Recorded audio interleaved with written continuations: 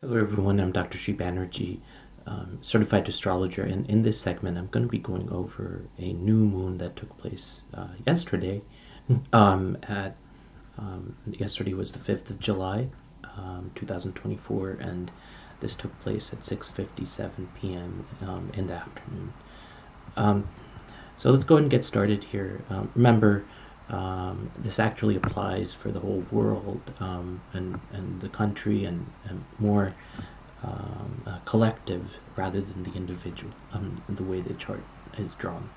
So I want to start off with the where the moon is. This is a new moon, obviously, so both the sun and the moon are in Cancer, and as it so happens, and this happens all the time around this time of the month, both of these are in Cancer. I'm going to get into the house actually. Let me talk about that now. So, this is actually looking at the partnerships and perhaps allegiances, alliances that are taking place when you're looking at the country level, and kind of more so cooperation and being able to look at an emotional level. But this is a very important year. There's a lot of important elections that are taking place. India has had its own election, and as we can see, a lot of the liberal agenda are being promulgated in a lot of those countries. For instance, in India, the Conservative Party actually lost a lot of seats. In the United Kingdom, we saw more of the Labour Party, the Liberal Party, win over the Conservative Party, and in the United States, we're having competition. We're having races like that. Um, so as you can see, there's a lot of competition of ideologies, and to be able to connect with different portions of the population, there's this emotional side that needs to be addressed.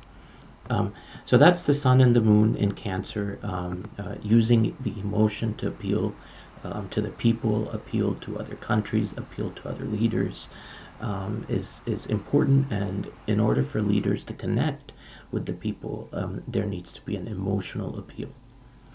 The next thing I look at is Sagittarius as being the ascendant. Um, and the Sagittarius, ruler of Sagittarius, is Jupiter.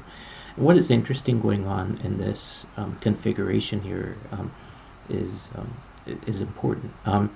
So Mars is kind of, but throughout the end of June, is hugging Uranus, and so Mars is kind of a catalytic agent.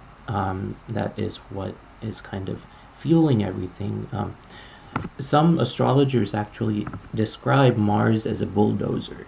Um, so Mars is kind of transformative, and more so Uranus actually is very transformative. However, transformative may mean in an upheaval way, or transformation might be more in a stable way. Um, so initially there was a connection between Jupiter and Mars, and so that's considered kind of the beginning of this transformation that culminates with Mars and Uranus kind of there in the fifth house. Um, so the fifth and the sixth house are kind of working together to have different perspective, whether in the population of the, and as I was saying, a lot of the different countries and ideologies are clashing. So this helps to kind of ease that revolution or transformation that's taking place. Um, so what's going on overall? There's a lot going on. North Node is kind of understanding the karmic attributes of the home. Home is the fourth house, is the home, and kind of putting everything into perspective. Maybe in the next 2 weeks. Um, so overall, what's going on here? There's a lot of activity in the seventh house, the house of partnerships. There's a lot of activity going on in the fifth house, and kind of a transformative approach going on. There's also kind of a configuration going on where appealing to emotions between countries and different political bodies is especially important. So I hope this has made some sense. Thank you for listening.